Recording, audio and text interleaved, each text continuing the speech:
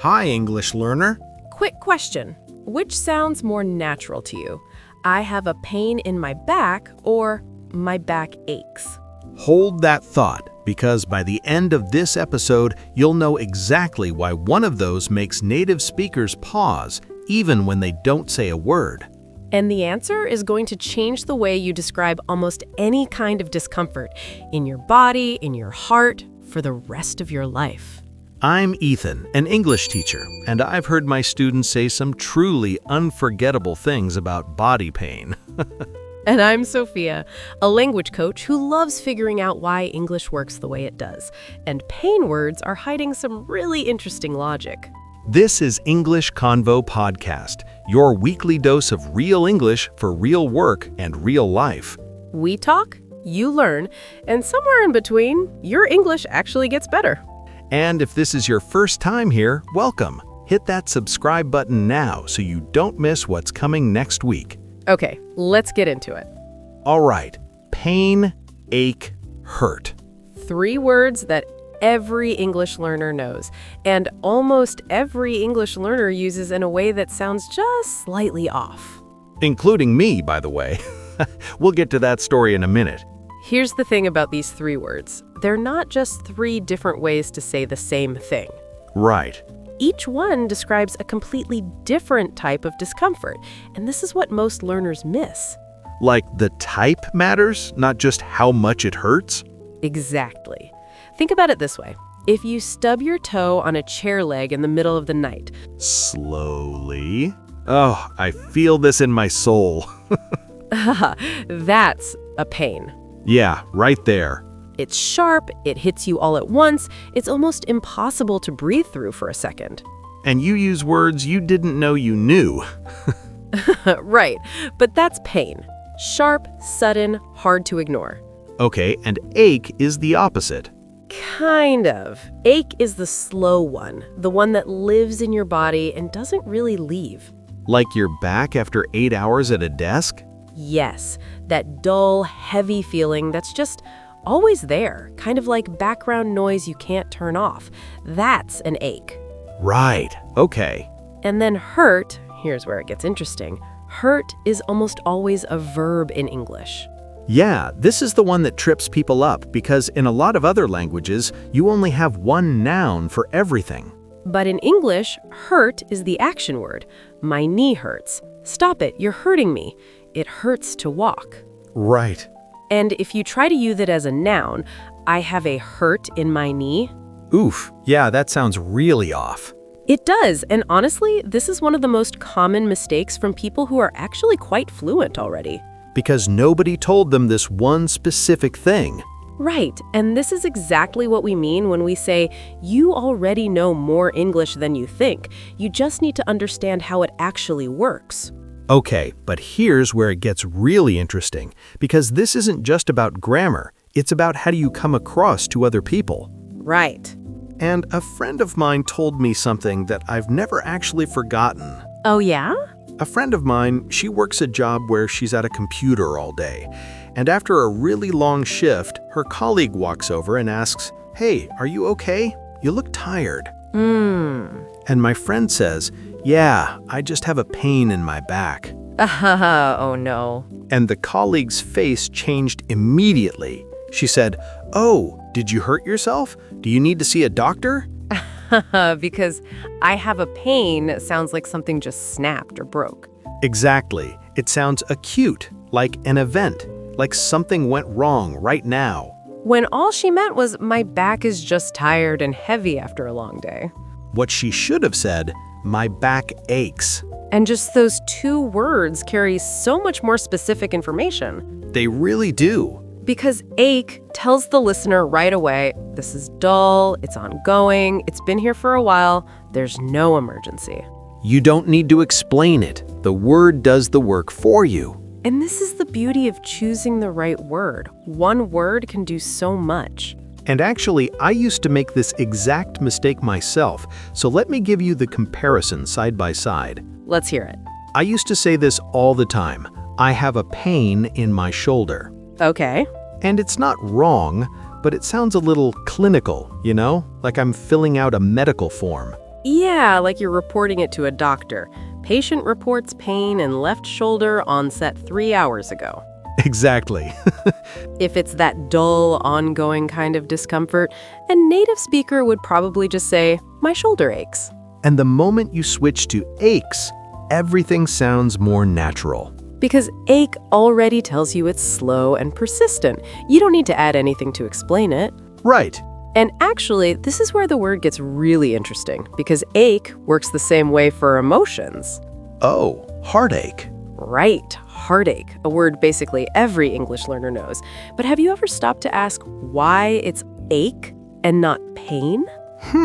Actually, no. Because heartache is that slow, heavy sadness, the kind that stays, the kind you can't shake off in a day.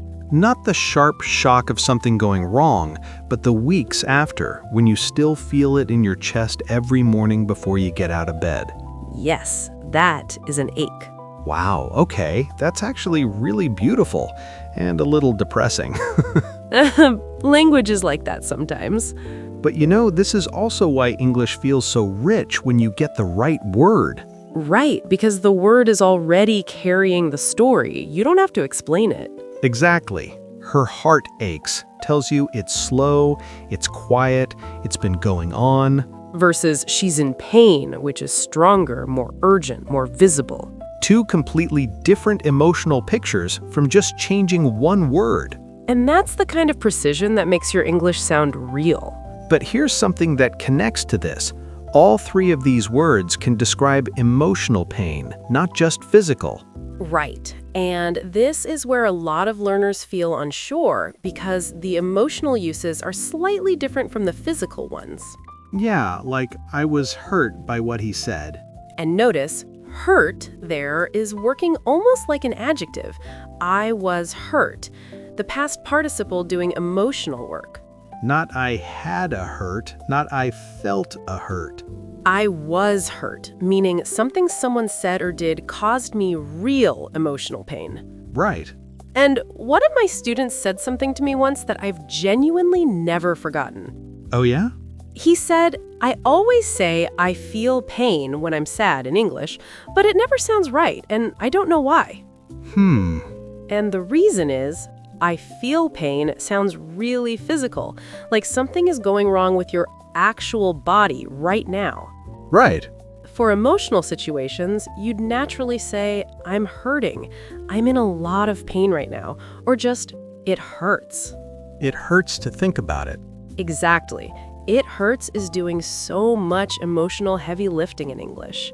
And you hear it everywhere, in songs, in movies, in the way people actually talk. It hurts for emotional pain is just completely natural. Because it hurts is immediate. It's real. It's happening right now. And I feel pain sounds like you copied it from a textbook. Which is exactly why it sounds off. Which actually connects to another story. This one I actually lived through. Oh no, I actually said, I have a pain in my heart once to describe feeling sad. Oh no, what happened? The person I was talking to immediately stopped and said, wait, are you okay? Do you need to sit down or should we call someone? Because I have a pain in my heart is a medical emergency. That is a 119 situation, not I'm feeling a little sad today. Okay, so what should you say when you're sad and you want to describe that emotional feeling? Right, what are the natural options? I'm hurting is really natural. I'm in a lot of pain right now works. Or even just my heart aches. My heart aches, and we're back to that word doing all the emotional work. Because an ache in the heart, everyone understands that immediately. No explanation needed. My heart aches every time I hear that song. And you feel it, right?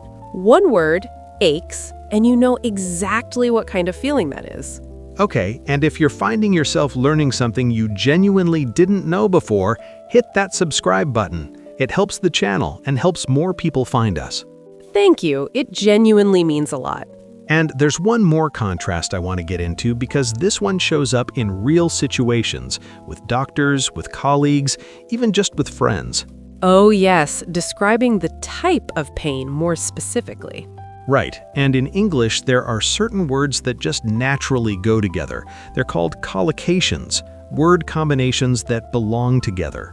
And the two big ones here are sharp pain and dull ache. Right. Sharp goes with pain, dull goes with ache. Because a sharp pain is sudden, intense, like a needle or a paper cut. And a dull ache is heavy, slow, persistent, the kind that's always in the background. And dull ache, as a phrase, it's so useful at the doctor's office. Instead of saying, I have a pain that is not very strong, just say it's a dull ache. 2 words, clear, professional, completely natural. And suddenly you sound like you grew up saying it. One phrase can really do that. And once you see that, the next question kind of answers itself. How do you describe pain in English so that the other person understands exactly what you're feeling? Right. Not just I have a pain, but is it sharp? Is it dull? Does it ache? Does it hurt? And now you know the difference. And that's exactly the point. You already know more English than you think. You just need to understand how it actually works. And now, let's slow down for a second. We used some really useful words today. Let's go through them one by one, really understand them, so next time you need them, they're actually there. Take a breath, and let's begin. Ache. Ache, a slow, dull, ongoing discomfort. Not sharp, not sudden, just always there. From today, my back aches after sitting all day. From the story about the colleague who got asked if she needed a doctor. And in daily life, after the long hike, her legs ached for 2 days. You can say it. Ache. Pain. Pain, a stronger, more sudden discomfort, usually hard to ignore, often caused by something specific that happened. From today, I just have a pain in my back, the sentence my friend used that made her colleague think she was injured. And in daily life, the pain from the injection only lasted a few seconds. You can say it. Pain. Hurt, as a verb. Hurt, to feel discomfort or to cause discomfort. Almost always a verb in English, not a noun. From today, not I have a hurt in my knee, but my knee hurts, or it hurts to walk. And in daily life, my feet hurt after walking in those shoes all day. You can say it. It hurts. Dull ache. Dull ache, a mild, persistent discomfort that doesn't go away, slow, heavy, always in the background. From today, it's a dull ache, the 2 words that make you sound completely natural at the doctor's office. And in daily life, after the workout, she had a dull ache in her shoulders for 2 days. You can say it. Dull ache. Heartache. Heartache, emotional pain, deep sadness, the kind that stays. It's not physical, it's the feeling that lives in your chest for days or weeks. From today, my heart ache every time I hear that song. 1 word carrying the whole emotional story. And in daily life, the heartache after a big life change can take a long time to heal. You can say it. Heartache. Okay, so what did we actually do today? We took 3 words you already knew, pain, ache, hurt, and figured out what's actually underneath them. Ache is slow, dull, and ongoing. It lives with you, and it works for emotions too. Pain is sharper, more sudden, harder to ignore. It's the word for when something actually happens to you. And hurt is almost always a verb. It hurts. I'm hurting. My knee hurts, not a noun. And the one-word switch, my shoulder aches, instead of I have a pain in my shoulder, that's the difference between sounding like a textbook and sounding like a real person. This week, the next time you feel any discomfort anywhere in your body, try to name it in English. Is it a dull ache or a sharp pain? Does it hurt when you move, or does it just ache all the time? You don't need to tell anyone. Just try it in your head. The next time your body is talking to you, let your English listen. And we have a question for you. How would you describe a physical feeling you've had recently in English? Drop it in the comments. We read every single one. And if this episode gave you something, share it with one person who's been studying English for years but never learned this. If you haven't subscribed yet, now is the time. Hit that subscribe button and ring the bell so you don't miss what's coming next week. We'll see you then. Until next time, take care of yourself. And maybe give your aching back a break from that desk. Bye for now.